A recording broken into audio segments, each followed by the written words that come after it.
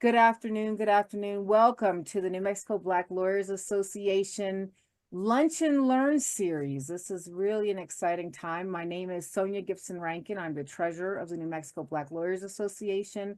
Our president is Hope Pendleton, and we are just so honored to have you all join us today for the start of a really exciting week. As we're going to spend this week kind of reflecting on the past, present, and future of the practice of law as it impacts the Black community. So we're so excited to start our very first day with Mr. Terrance Evans. Now, just a little bit of housekeeping. We're going to have some time for questions and answers at the end of the hour. If you've got questions, go ahead and put them in the Q&A button at the bottom, and we'll make sure to get those to our presenter at the end. But I do ask that you will please, right now in the chat, enter your name and your bar number for where you would like credit. Please put the state and your bar license number. Now, I'm so honored to introduce Mr. Terrance Evans, a partner in the San Francisco and Los Angeles offices of Duane Morris, LLP, where he serves as the co-leader of the firm's banking and financial services practice. He is also the co-chair of the Duane Morris San Francisco Diversity and Inclusion Committee. His practice is focused on representing clients in federal and state trial and appellate courts across the United States, including the United States Supreme Court.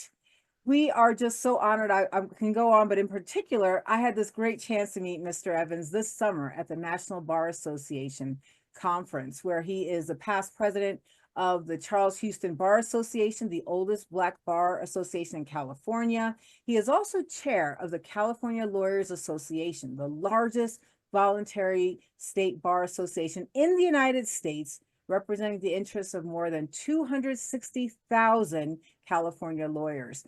And he has some of the best insight into the practice of law and the history of it. Please join me in welcoming Mr. Terrance Evans.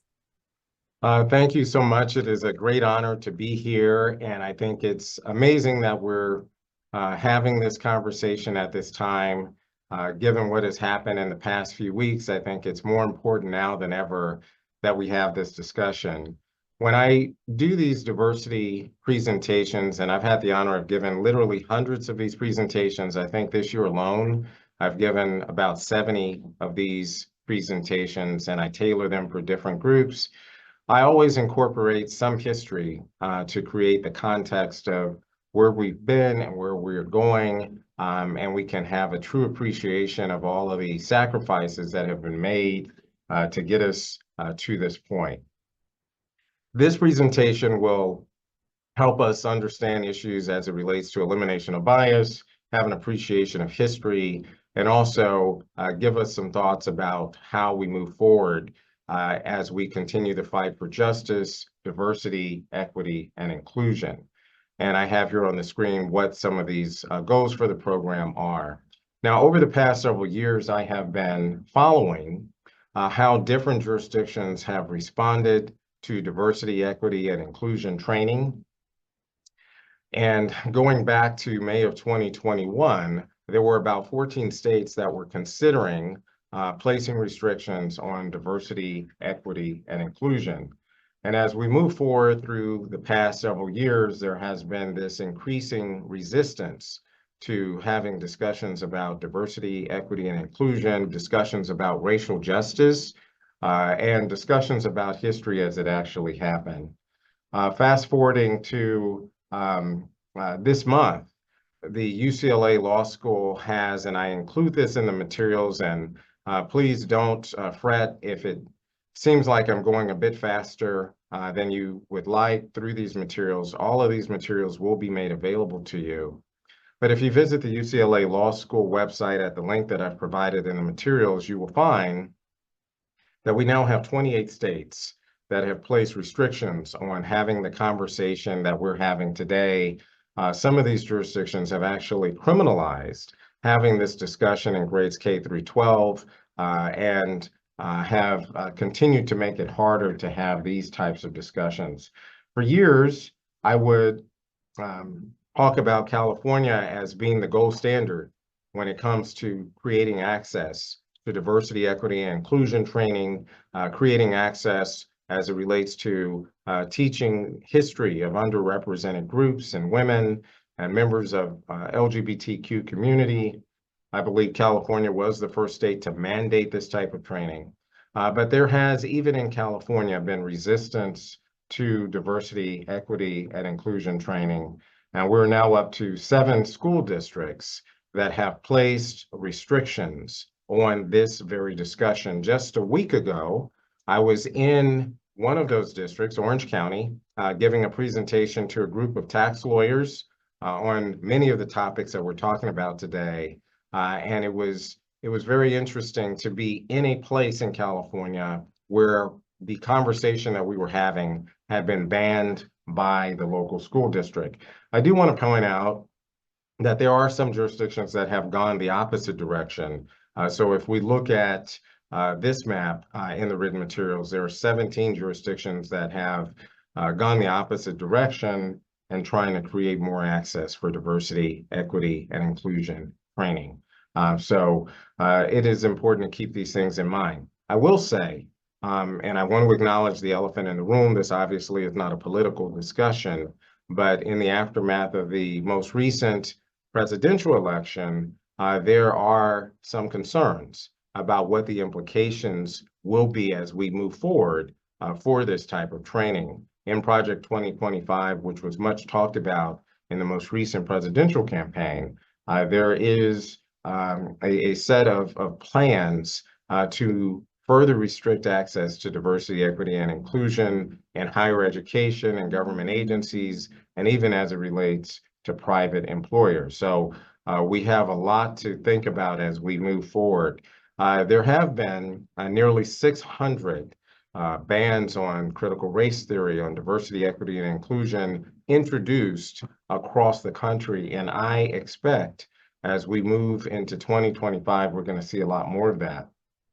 There also have been more than 30 lawsuits challenging diversity, equity, and inclusion programs.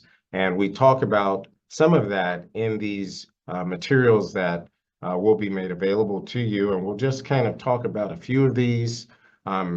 There are going to be some serious consideration about what the implications for these programs will be to the extent that any of these cases make it to the United States Supreme Court. But currently, looking at Florida, for example, there was a candidate seeking higher office, the governor of Florida, who had a failed campaign to be the Republican nominee for president.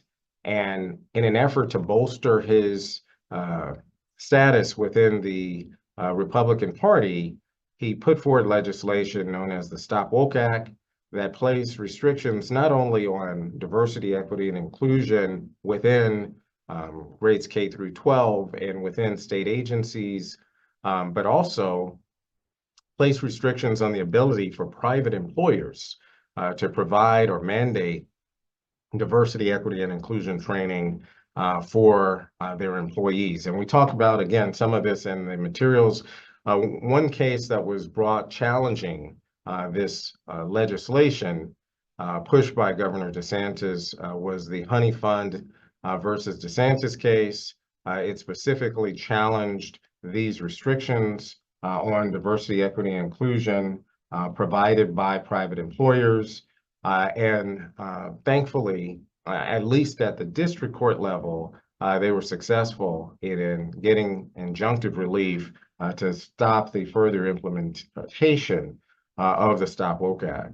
We've seen legal challenges in other parts of the country. So another recent case is Young versus Colorado Department of Corrections.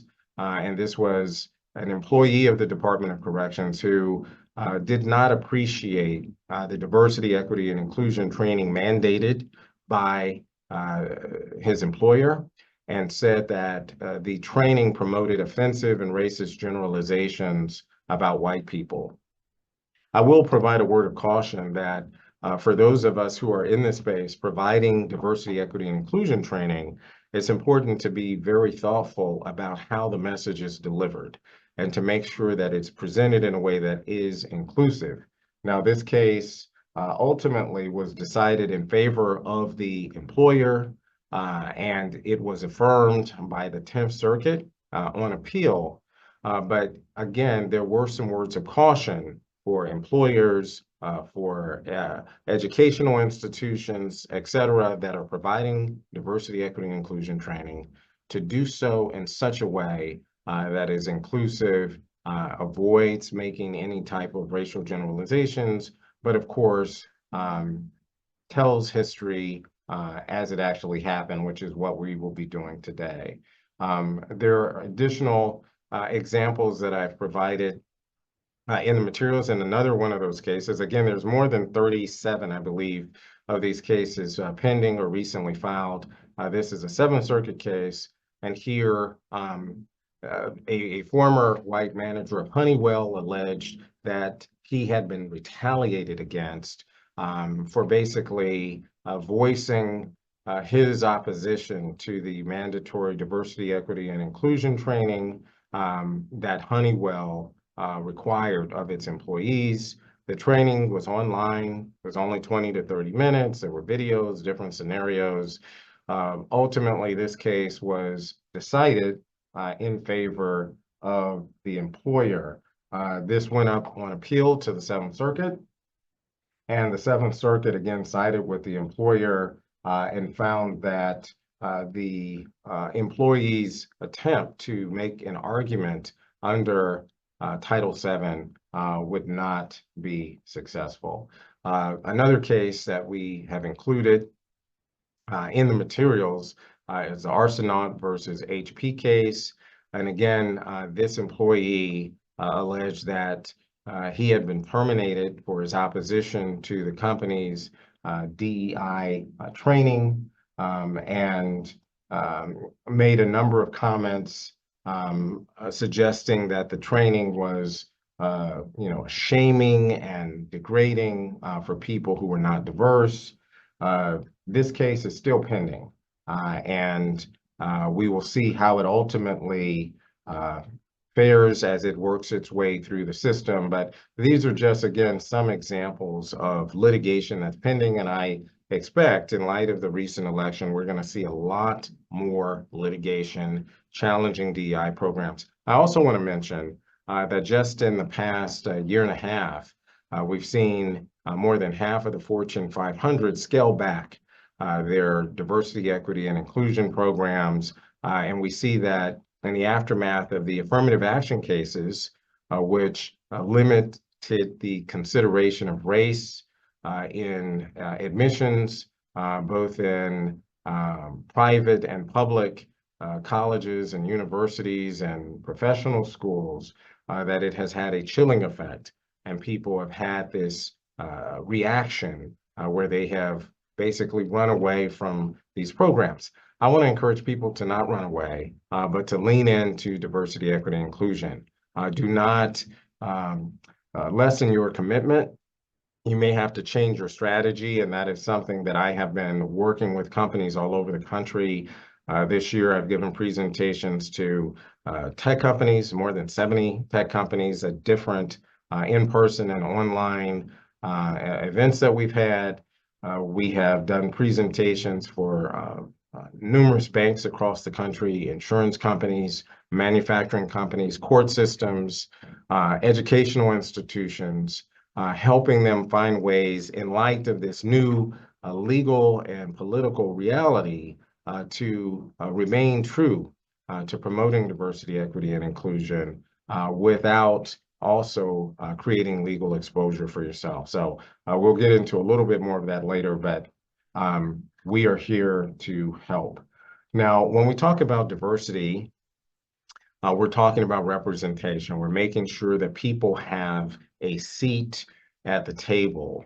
But when we're talking about inclusion, we're talking about making sure that people not only have a seat at the table, but they have a voice and they are part of this process, part of the decision-making, part of the consideration about the implications of what we are doing. There are different types of biases, but essentially when we're talking about implicit bias, we're talking about unconscious biases. These are not intentional in most cases. Of course, there is intentional bias that exists out there, but in the vast majority of cases, these are unintentional um, decisions, statements, things that people are doing based on their life experience or their limited experience. These are not necessarily intentional efforts to uh, harm anyone. And there are different types of implicit bias. So affinity bias is the tendency to favor one group over another. Oftentimes, it may be based on race, or it could be based on gender, or it could be based on geography or religion. There are a number of different types of affinity bias. It's not always a bad thing. Sometimes you want to help a group that may be underrepresented. Sometimes you want to give opportunities to folks who may have been overlooked. There's nothing wrong with that. But if you only focus on one group to the expense of others, that's where you get into trouble. So, for example, if I were making hiring decisions for my firm and I decided that the only people that I would hire would be men who had beards just like mine, that probably would not be the best approach to create a diverse workforce at the firm. You want to cast a much broader net, and you want to be thoughtful about that. Confirmation bias is basically the tendency to favor information that confirms already established beliefs. So, for example, if you assume that people of a certain background are good drivers or bad drivers, are good at math or bad at math, or are good at sports or bad at sports, that would be confirmation bias. So it's important to look at folks as individuals. I'll give one example that's included in the written materials. It's the famous Nexion study. And in this study, there were memos that were sent to numerous law firm partners across the country. About half of these partners were told that the memo that they were reading was written by an associate who was Caucasian. The other half were told that this memo was written by an associate who was white. The credentials of these associates that were provided to the partners, identical, same school, same work experience, same accomplishments, but the names were different. And what they found is that when law firm partners thought that they were looking at a memo that was written by an African American associate, they tended to be more critical. They found more errors, they found more mistakes, they found more issues. But when they were looking at a memo that they thought was written by a white associate, they tended to excuse typos and mistakes. They would sometimes say, you know, this associate is probably working so hard for the firm that they make these minor typos, but it's not that big of a deal. Whereas when they thought it was an African American, they would say, you know, this person might not really be qualified. Perhaps they got here on affirmative action. Perhaps they don't really deserve to be here. So that was an interesting element of the study. Another thing that almost never gets talked about is that when African American partners were asked about these two different memos, when they thought they were looking at a memo written by an African American, some people might assume that they would have been more supportive of the African American associate, but they tended to be even more critical than their white counterparts. And I think the reason for this is the spotlight effect. Sometimes people who are from an underrepresented group so desperately don't want to be accused of showing favoritism to their own group that they will be more critical and they will be harder on their own group than people who are outside of the group. So the notion that simply because somebody is a person of color, that they're going to help other people of color is not true. Sometimes it happens, sometimes it doesn't. So this, of course, is confirmation bias. Gender bias is the tender to prefer or to discriminate on the basis of gender. And we've seen this happen in a number of different contexts where people treat people differently based on gender. Again, sometimes there can be positive ways that this can manifest. If you have an underrepresented group, say their women are underrepresented in your firm or underrepresented in leadership, and you want to create mentorship opportunities so that you can expand the pipeline, that's not a bad thing. But when you decide that someone, because of their gender, is not as qualified or not as good, that clearly is unacceptable. Name bias is another example of implicit bias that we see. And there have been a lot of studies on this, looking specifically at different types of names that have been popular in the Black community. So there have been studies that have been done where they've sent resumes out that are identical. Again, the same qualifications, work experience, grade point average, everything the same. But at the top of one of these resumes, they have, a traditionally Black sounding name or stereotypically Black sounding name. And then they have, a name that someone may assume to be more of a white sounding name. And they found that if the name sounds very African American, very ethnic, that they were 20 times less likely to get called in for an interview, even though their credentials were the same. So we often see that there is a lot of discrimination on the basis of someone's name. So these are other types of bias that we want to be familiar with. Racial bias, of course, the tendency to discriminate or favor one race over another. Ageism is another example where people have positive or negative feelings based on age. They assume that someone is too young or too old, or based on their age, they will be a different type of worker. There are different examples, and I'm going to speed through a few of these because I want to spend a little bit more time on the history. But this is one from several years back involving a Delta Airlines flight. And on this airline flight, there was a medical emergency.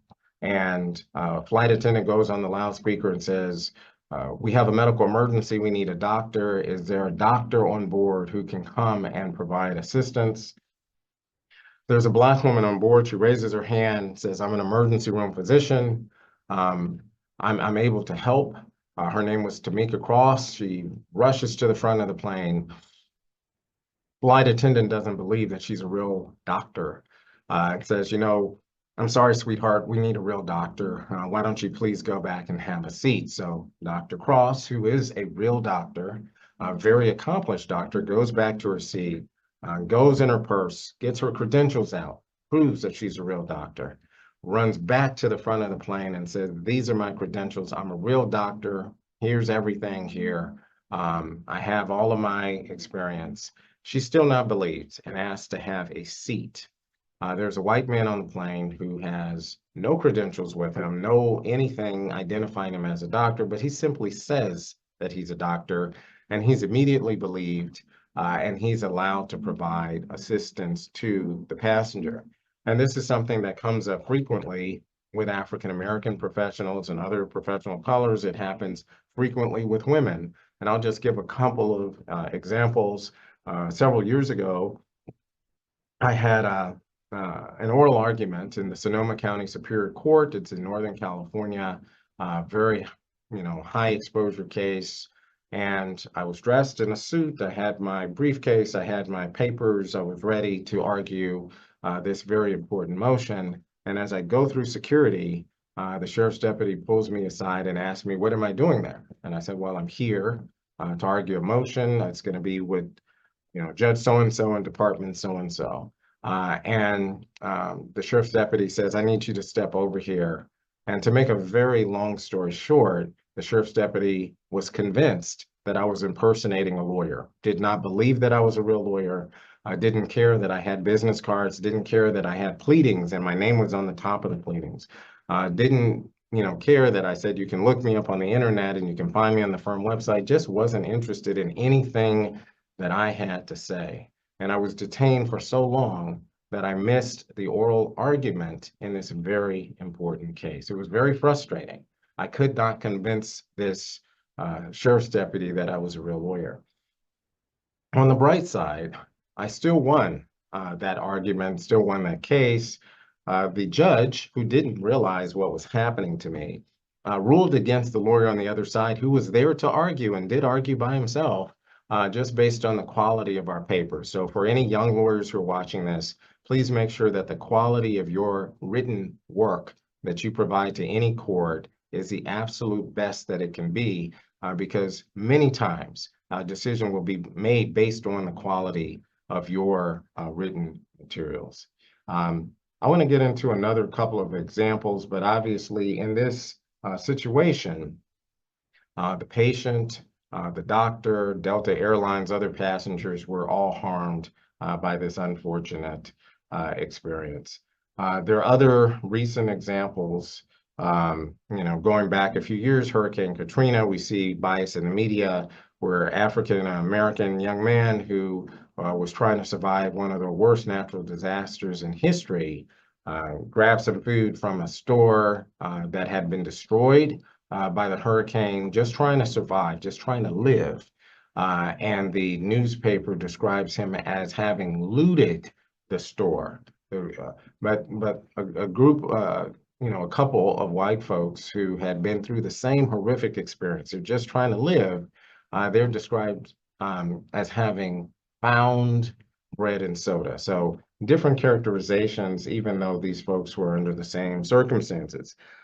Again, I know this isn't a political discussion, but I think it's important to talk about some of the recent politics. So we saw in this recent presidential election, Vice President Kamala Harris, who, by the way, I know she was a district attorney in San Francisco, and I knew her many years, many years before she ever became vice president or senator or the attorney general. Just an amazing, brilliant woman. And anyway, her race was questioned, and she was the target of a number of DEI insults. We saw in this campaign, DEI being used as a pejorative, even though we had a candidate who was incredibly well-educated, extremely accomplished. Her credentials and her qualifications were called into question, and it was assumed that she couldn't possibly have been qualified by certain people. And we see that often with candidates of color, where sometimes, or women, sometimes their credentials are questioned simply because of the color of their skin or their, or their gender. We also saw that there were attacks on Kamala Harris about her race, and there was a statement that was made to this Association of Black Journalists, where the Republican candidate said that Kamala Harris one day became Black. And that was obviously very offensive to many people, especially in the Black community. But it made me think about an element of US history where you literally could become Black while you were crossing state lines. And I wanted to give a little bit of that history. I know there's some questions in the chat, and I promise that I will come back to those questions right after I get through a few of these slides. But I just wanted to make folks aware of the difference in what was considered Black in different states in the United States. And so in different parts of the country, your ancestry and how much of that included folks of African descent determined whether or not you were Black, and it could vary wildly. So you could be in California, and if you were 1/4 Black, you're considered Black. But you could go to New Orleans, and you could be considered Black if you were 1/64 Black.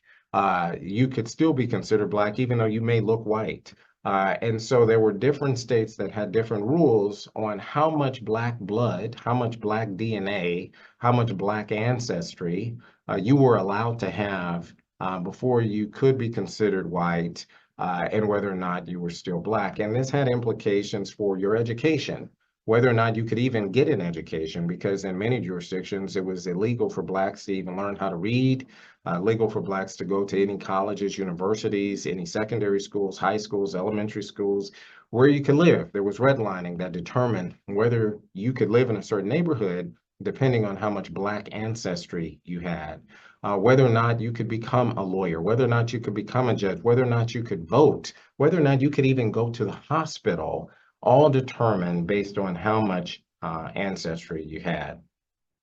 I'm going to skip ahead to some elements of history, and then we will address some of the questions. Obviously, If you look back to the very beginnings of American history, there's no surprise that we were, many of us in the Black community, our ancestors formerly enslaved. And I wanted to use California as an example, and I do realize that this is um, our friends and family in New Mexico, but I wanted to use California as an example of how pervasive Jim Crow was throughout the United States. I think there's sometimes this misconception that California has always been this progressive oasis for people of color, for Black people, for Native people, and that simply isn't true. California has a long racist history and very pervasive discrimination against people of color, especially Black people. And we go into a lot of that detail in the written materials. California was the 31st state. The very first governor of California was Peter H. Burnett. He was from Tennessee. He was a segregationist, and he had served in the Oregon legislature, which also has a very interesting history of excluding Black people from the state. And he decided that he was going to do everything possible to make California as inhospitable to Black people and people of color. And so he worked very closely with the California legislature to enact a series of Jim Crow laws to make it very difficult for Black people and other people of color from being able to thrive in the Golden State. And I just want to go through some of these, and then we're going to look at two of the most infamous cases in U.S. history that were used to really suppress and oppress Black people and people of color. So under Governor Burnett's direction, the California legislature enacted Jim Crow laws that were in existence in some cases for about 100 years, in some cases until the passage of the Civil Rights Act of 1964, that barred non-whites from testifying in any case where a white person was a party. And we're going to look at some very specific examples. But if you looked like me, and you had a civil dispute or there was a criminal dispute and you were a witness, you were not allowed to testify in any case where a white person was a party. And I also just want to point out that for people who were racially ambiguous, so obviously that's not me, I'm about as Black as you could possibly be, but if you were of mixed heritage, where you were racially ambiguous and it wasn't clear how Black you were or how white you were, the way this would work is that you would be offered as a witness to testify, and there would be an objection made by the opposing party that this person is too Black or too Asian or too Native American. The term Hispanic wasn't used back in those days, but this person is not white enough to offer testimony in this case. So they would bring in experts, and these experts many of them were from the South. There was a group of gentlemen from Alabama who would make a living being experts in determining if somebody was not white enough to offer testimony. They weren't competent enough because they were too Black to anything that isn't white. And they would look at the texture of your hair, where my hair, if I were on the stand, they would, you know, that would be an easy one. But they would look at the texture of your hair, they would look at the color of your skin, they would look at your fingernails, your physical features. There was no DNA testing, there was no blood testing. And based on their physical inspection and their years of experience of looking at people, they would give an expert opinion about whether or not this person was too ethnic to be competent enough to testify. And the judge would rule on that. And the judge would rule and make a determination whether or not you were competent enough. Barred non-whites from serving on a jury, from voting, from holding elective office, from serving as judges, barred non-white attorneys from questioning white witnesses. So early on, some of the very first lawyers of color, the very first Black lawyers, they were restricted in their practice of law because in many states, including California, they were barred from questioning white witnesses. So if you had managed to navigate all of the Jim Crow segregation and you got your education, you managed to pass the bar despite all of the different roadblocks that Black lawyers faced. In many jurisdictions, you couldn't fully practice law because non-white witnesses did not have to answer your questions. And this is well documented, numerous articles addressing this. Barred non-whites, and by the way, this practice ended first in the federal courts, and then state courts, including state courts in California, got in line. Barred non-whites from public schools. And again, this happened in California as well as all throughout the South. Barred non-whites from buying, renting property. There was redlining that prevented you from getting a loan. You couldn't rent. There was no Fair Housing Act at the time. Prevented you from being buried in certain cemeteries. Barred non-whites from restaurants, hotels, theaters, pools, hospitals, and beaches. We could spend a lot of time talking about all of these things. There was numerous studies talking about hotel swimming pools that were off limits to Black people, other people of color. There was one case in particular, I believe this involved Dorothy Dandridge, who's one of the most beautiful women of any race, beautiful Black woman, who stayed at a hotel, got in the swimming pool, and they were so offended that this gorgeous Black woman got into the swimming pool that they drained the pool after she got in it. I always like to talk about the healthcare implications because I think we're still living with some of these implications today. Hospitals in California and the United States were not available to anyone who had a medical emergency. So if you had a heart attack, a stroke, you were in an accident, you needed immediate medical attention.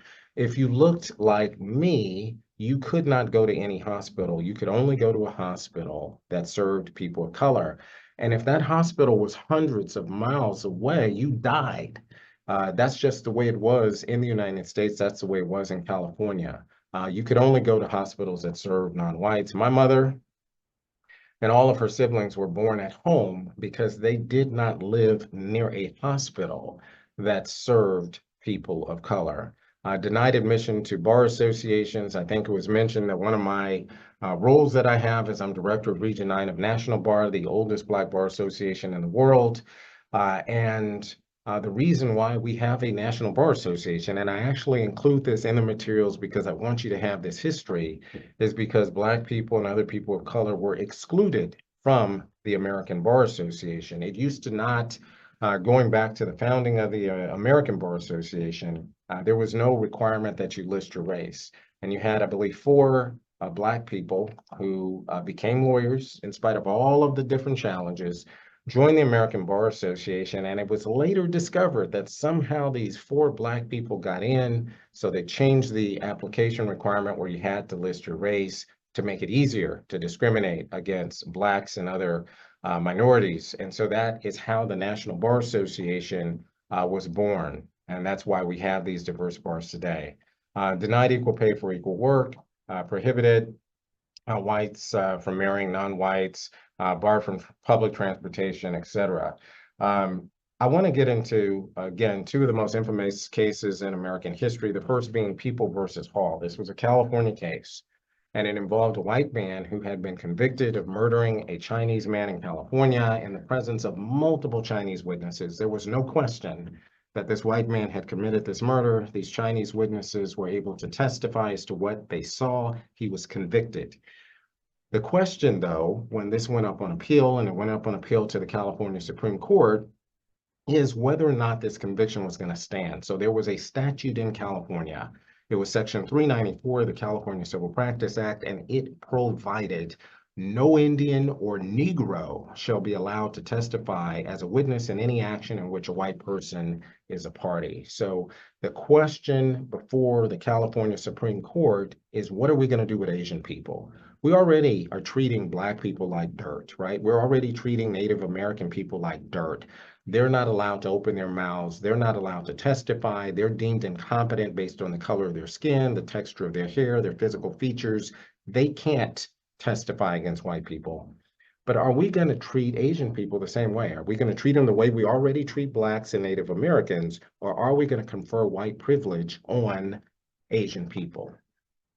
And so the decision was written by this gentleman here. He has this sort of weird triangular hairstyle. He was the youngest California Chief Justice in history, became Chief Justice at 27 years old.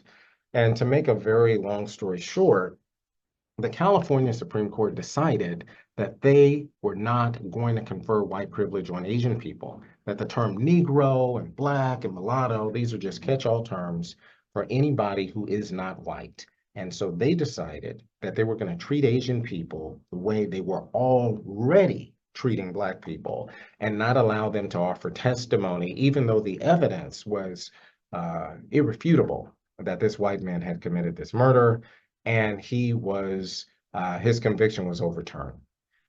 There was another infamous case in California history. And by the way, after that decision, you had the Asian community in California. They protested, they rose up, they said, it's not fair. We don't want to be treated the way you are already treating Black people and Native American. And isn't that interesting, right? We don't want to be treated the way you are already treating Black people and Native American people. This is not fair. We will not tolerate you killing our people, and we can't testify. This is just not acceptable. So they protested, and unfortunately, there was this anti-Asian sentiment in California. The then governor, John Bigler, ran on an anti-Asian platform. And so the California legislature, instead of trying to reverse People versus Hall to create opportunities for people of color to testify against whites, they went into the other direction. And they made it clear that not only could non-whites not testify against white people in criminal cases, they also couldn't do it in civil cases. So it was basically a free-for-all against anybody who was not white. You could do anything you wanted if you were white to a person of color, and they couldn't fight back, right?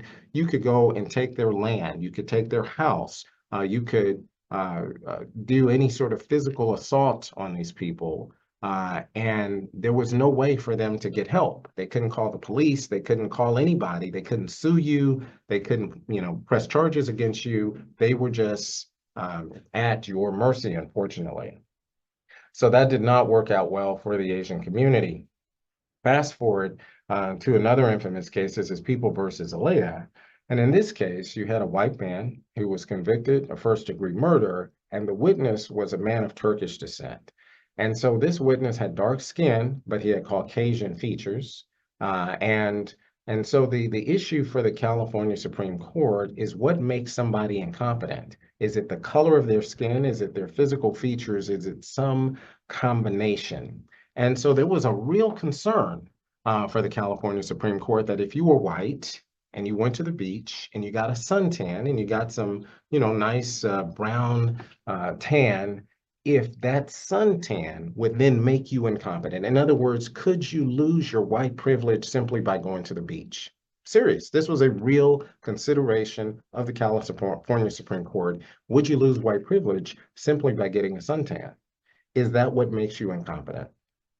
And so, again, the same statute that was at issue in People versus Hall was at issue here. No Indian or Negro shall be allowed to testify.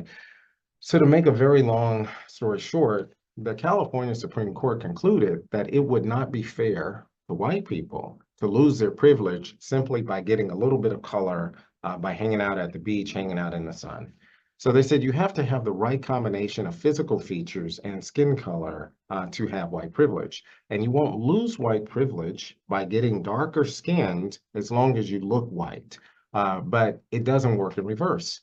So if you're a light-skinned Black person, right, or a light-skinned Asian, or a light-skinned Native American, or a light-skinned Hispanic, you don't get white privilege simply because you have light skin, because your physical features don't make you look Caucasian.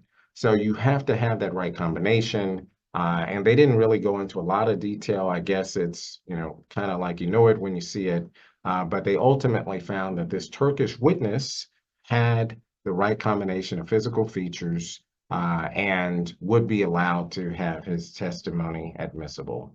And so his testimony was allowed to stand. There were a number of efforts throughout history to reverse some of these racist Jim Crow laws in California. I will say that as I was doing the research for this presentation, I found a law review article where Mississippi was so impressed by the racist Jim Crow laws of California that they actually modeled some of their laws in Mississippi after California because they thought that California was doing a better job at Jim Crow. I'm just going to give a few more examples and then we'll get into the questions here. So it used to be in California that the only folks who could apply to become lawyers were white men over the age of 21, and no one else could apply. And that was how it was in much of the country. So when we look historically, that is how it was, where you had to be a white man to apply to be a lawyer. There were no options for women or people of color.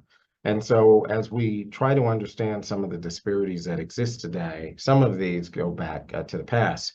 Clara Shortridge Foltz, who I have here on the screen, wanted to be a lawyer. She moved to the Bay Area with her husband.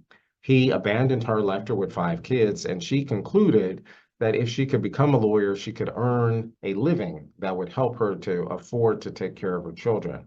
But again, the statute that I have on the screen, this is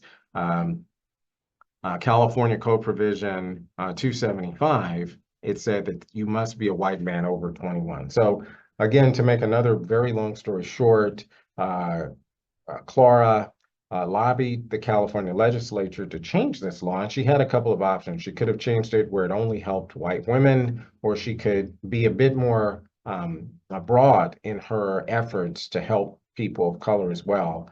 And she decided to take the broader approach. And so her proposed amendment to that legislation was to substitute any citizen or person for any white male citizen. So instead of changing it to any white male or female citizen, she decided that it would be any citizen. And she was able to get that through the California legislature barely. It was a vote of 37 to 35. But then the governor almost allowed that bill to die with a pocket veto, Governor Irwin. She marched up to his office and she got Governor William Irwin to sign it just before midnight on April 1st, 1878. And she really opened the door for all women and all people of color in California to practice law. And included in the written materials, I have information about the first Black woman to practice law in California, the first Black man, and again, the first Black woman being Annie Virginia Stephens Coker, the first Black man being Robert O'Hara Benjamin, who unfortunately was murdered for his civil rights efforts. You have the first Black man, first Black person, first person of color west of the Mississippi to ever practice or to ever serve as a judge, and that was Judge Edwin L. Jefferson, the first judge west of the Mississippi River. We have, of course, the first woman of color judge west of the Mississippi River, and first Black woman judge in California, the great Vano Spencer. And so we have a lot of this information in the written materials, and I include a lot of detailed information of how the American Bar Association was desegregated, how the National Bar Association was started. I include information about a very successful majority Black town in California that was destroyed by racist discrimination. In some of the presentations I give, I go through 30 plus massacres of middle class and upper middle class Black neighborhoods that were destroyed by white mobs because they were not happy with these Black communities that, notwithstanding Jim Crow segregation, they were thriving. They had their own hospitals and churches and law firms and grocery stores and hotels. And these hospitals were burned to, these whole neighborhoods, more than 30, and I document this, were completely destroyed because of racism and because of the racist legal system that existed. They were not able to go to court to get any type of justice. And again, I won't go into all of these details. I will also point out that before Rosa Parks, there was Charlotte L. Brown, who helped to desegregate public transportation in Northern California. A lot of great information here.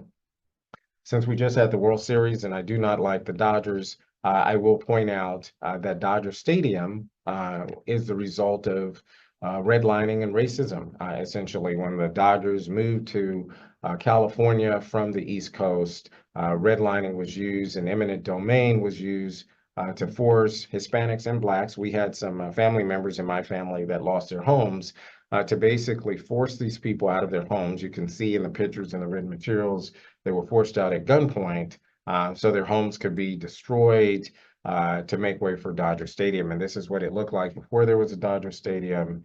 Anyway, this is the aftermath. This was a gentleman here who was a World War II hero, wounded 4 times in battle, fighting for this country. He refused to sell for the pennies that he was offered, and his home was destroyed. So lots of those different examples. There's a lot of other information that we have in the written materials, and I want to encourage people to look at them. There's a Harvard implicit bias test, for example, that you can look at to evaluate your own bias. And even though I've done hundreds of these programs, this is something that I continue to struggle with. I want to take a look at the questions in the chat. We do have a lot more information here, but I noticed there were some questions in the chat, and I wanted to take a look at some of these questions to see if I could answer any, or if there are anything. Sure. So I'm happy to queue you up on the questions. We got some people putting their bar information in the chat, but in the questions, one of our colleagues wrote, doesn't DEI contradict critical race theory? My understanding of critical race theory is that race is a social construct invented to create differential levels of privilege in order to set non-elite people against each other as a diversion to protect elites. On the other hand, DEI focuses on individual conscious, not unconscious attitudes about race, as opposed to the system designed to create those attitudes. Your thoughts? So I don't see them as being contradictory. As I just tried to demonstrate in the presentation I gave, I think they work well together. So in order to really understand how we got to where we are, it's important to understand the history that got us here.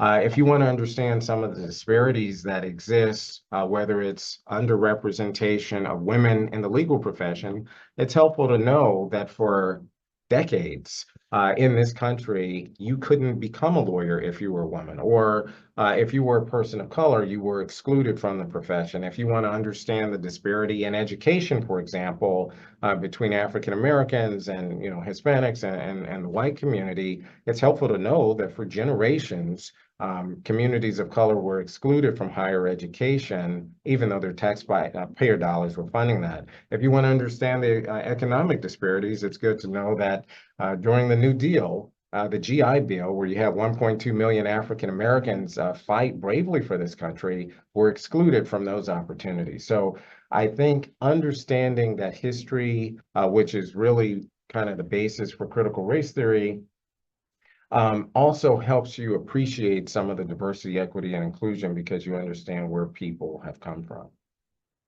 Thank you, Mr. Evans. I think you're quite right. I think what we're discovering, Dean Alfred Mathewson here shares this idea that we're not really even hearing an attack on critical race theory. We're just hearing an attack on history.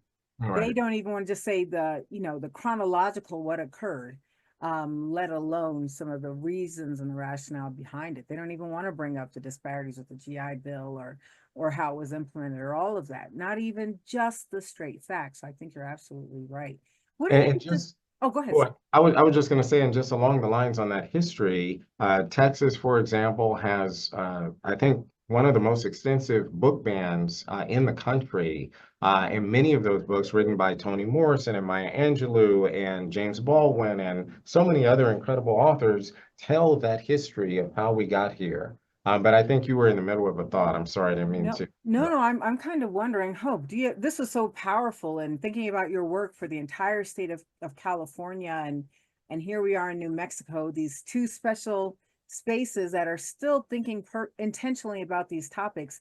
Do you have some tips for us? How can we present some of this information to our friends, our coworkers? As you said, with the last election, it lets us know that the work is not done. Do you have some tips that you would recommend for us? Absolutely. So I think it's important to not be afraid to have the discussion. I think, unfortunately, in the aftermath of some of the recent decisions that have been made by the Supreme Court and and other courts, people are afraid to talk about diversity. They're afraid to talk about their history. They're afraid to talk about their personal experience. But I think more conversation is better because when you understand the struggle that your friends have had and your family members have had and your neighbors have had, then it humanizes it. And you're more likely to see them as being part of you as opposed to an us versus them mentality. So I think we need more discussion, not less. I think we need to understand more of our history, not less, because it'll help create the context for what we're dealing with today. I think that's important. Now, Mr. Evans, you have done a deep, deep dive into Black legal history, which I found so compelling. What fact kind of really caught your attention? You're like, ooh, that one's a unique one to know. And how does it, which one really caught your attention? So I think what really caught my attention was the experience of Black lawyers. So, and I didn't have time to go deep into all of this, but the fact that there were numerous articles where you had Black lawyers trying to effectively represent their clients in court, and they were basically being shut down because of the color of their skin. So they're not only dealing with the discrimination that their clients experience, but they themselves are being told that they're not allowed to question a witness. And sometimes there would be an objection and say, the witness doesn't have to answer that question because opposing counsel is, and you can insert the adjective that you want to use. It was not always very friendly. So they had to fight for their own dignity while also trying to represent their clients. And then just the countless stories that I found of Black people who lost their homes, their churches, their land, their everything, and they did try to fight to get it back, but they were not allowed to offer testimony or they were deemed incompetent because of the color of their skin. So they couldn't effectively use the legal system to protect what they had worked so hard for. And all of that generational wealth as a result was lost. So that was kind of painful to read and learn that history, but it is important to know that history. Well, I am so grateful to you and to everyone who attended. Didn't I tell you it was going to be a fantastic start today? This was really, really great. And I'll share some things just so everyone knows. I loved having lunch with all of you today, and I'm so excited to have lunch with you all again tomorrow. Tomorrow, Professor Deliso Alford of Southern University Law School will be joining us, and she'll be talking about the Henrietta Lacks case and the efforts between law professors, practicing attorneys, and the Lacks family to get justice for Mrs. Henrietta Lacks after 70 years. Boy, I had such a blast learning about our past. Today, we're going to talk about work that happened in our present. So I can't wait to see all of you tomorrow. Thank you again. Please join me in thanking Mr. Terrance Evans, and I hope you all have a great afternoon.